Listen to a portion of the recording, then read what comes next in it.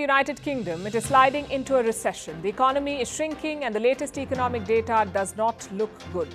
Output higher than that of the United Kingdom. In other words, the poorest in America. Is it possible to revive the United Kingdom's falling economy? Is the UK's falling economy a consequence of systemic issues, mismanagement, or external factors beyond the government's control? Welcome to Live Economic News. In this video, we delve into the historical and contemporary landscape of UK financial crises. Don't forget to hit that like button and subscribe. Also hit the bell icon to stay connected with us. The world's wealthiest and most developed economy throughout the 19th century was found in Britain, where real GDP per person almost doubled between 1780 and 1870 to $3,263. By 1870, the manufacturing sector employed one-third of the population, making it the most industrialized economy in the world. The United States was the only nation to surpass the measured 7,600 horsepower in 1880 in terms of steam power. As a result of rapid urbanization, 80% of Britons resided in towns by 1901. And that makes this situation more difficult since this drop has been going on for quite some time. The UK economy needs a lift after it sank into recession in the second half of 2023. It all started on Black Wednesday, the terrible financial crisis that struck the United Kingdom on September 16, 1992. The European Exchange Rate Mechanism, ERM, a system intended to stabilize exchange rates between European currencies, was the primary cause of the crisis for the UK. Under Prime Minister John Major, the British government pledged to keep the value of the pound in check when compared to other European currencies, especially the German mark. But traders, including big names like George Soros, started to gamble against the pound because they thought it was too expensive. The Bank of England tried unsuccessfully to support the currency, spending billions of pounds as the pressure grew. Interest rates were increased to 15%. However, this did little but make matters worse, putting further strain on the British economy. Ultimately, the UK government was compelled to remove the pound from the ERM, which devalued it. When the economy was going well, people wanted to invest in it, and it was able to borrow at a low rate. Still, with the current situation, people wonder if the government will recover from this financial issue. The United Kingdom's growing cost of living crisis is mainly due to soaring energy prices and outrageous rental costs. Many people are struggling to afford the basics to live and rely on charities and food banks to survive. Many people are being cut off from energy because they can't afford bills. Inflation in the UK economy could have been caused by various factors, including demand pull inflation. This occurs when demand for goods and services exceeds supply. Strong consumer spending, investment, or government expenditure can increase demand, leading to inflationary pressures. Cost push inflation. Rising production costs, such as wages or raw materials, can increase prices for goods and services. This is often caused by higher energy prices, increased import costs due to exchange rate fluctuations, or supply chain disruptions. Monetary factors. The actions of the Bank of England, including changes in interest rates and monetary policy, can influence inflation. Lower interest rates encourage borrowing and spending, leading to inflationary pressures. Exchange rate changes. Fluctuations in the value of the pound can affect the prices of imported goods and services. A weaker pound can increase the cost of imports, contributing to inflation.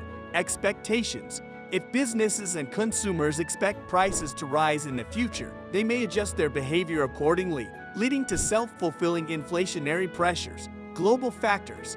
Events and trends in the global economy, such as changes in commodity prices, geopolitical tensions, or supply chain disruptions, can impact inflation in the UK through their effects on costs and prices. Understanding and addressing these factors is crucial for policymakers in managing inflation and maintaining economic stability in the UK. It's a challenging task when so many of the problems are long-standing, and the measures needed for a cure could take years to have an effect. In 2022, agriculture contributed around 0.76% to the United Kingdom's GDP, 16.68% to the manufacturing industry, and 72.17% to the services sector. The services sector generates most of the UK's GDP, and tourism in particular keeps the economy going. the decline in GDP per person in the UK, continuing the most extended period of stagnation ever, reflects a concerning trend in the country's present economy.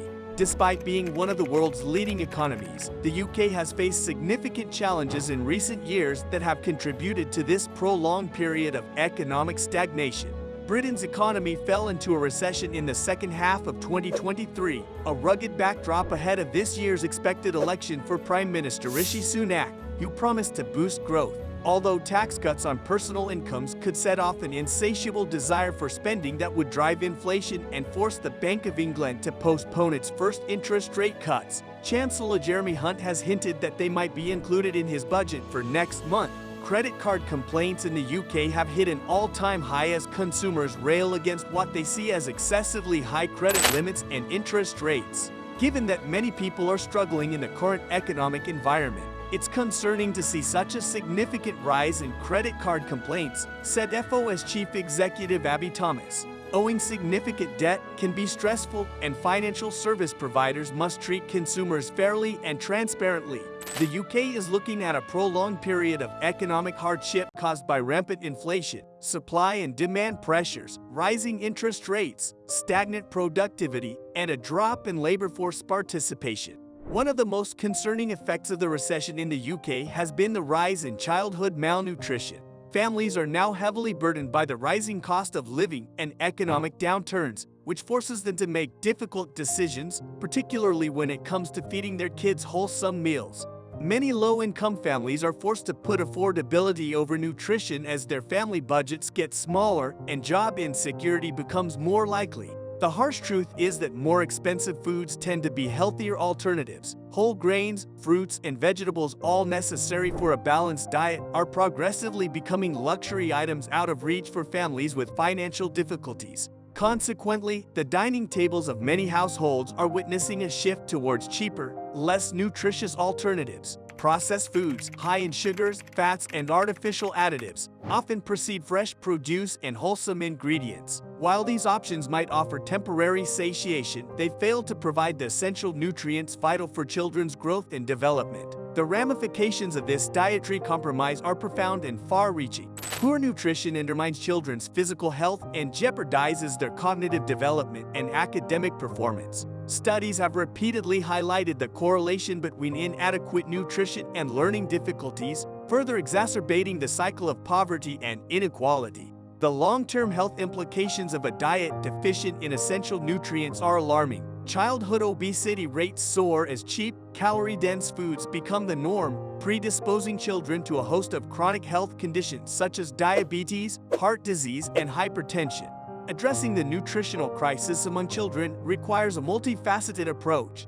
While economic policies to alleviate the financial strain on families are imperative, education and community initiatives are equally pivotal. Empowering families with the knowledge and resources to make healthier food choices within their budgetary constraints is paramount. Government intervention ensures access to affordable, nutritious food for all.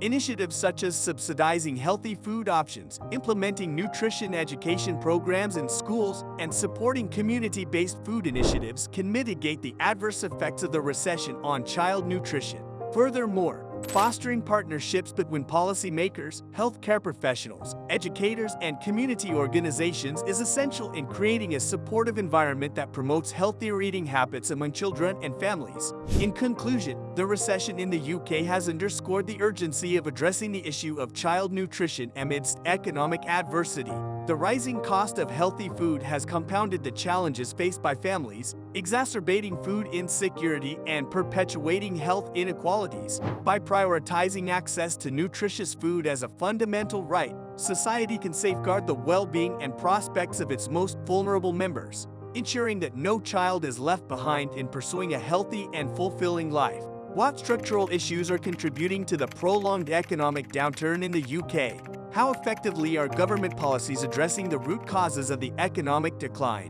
What measures are being taken to mitigate the impact of unemployment and underemployment on the UK workforce? How is the UK government planning to restore investor confidence amidst the economic downturn? What strategies are in place to prevent a further decline in consumer spending and business investment? What are your thoughts on the historical significance and lasting impacts of UK financial crises, and how do you believe they have shaped the economic landscape of the United Kingdom? Thank you for joining us on this insightful journey through the history and impact of UK financial crises. We hope you've gained valuable insights into the complexities of these events and their lasting implications for the economy. Remember to like, subscribe, and hit the notification bell to stay updated with our latest videos exploring key topics in economics and finance.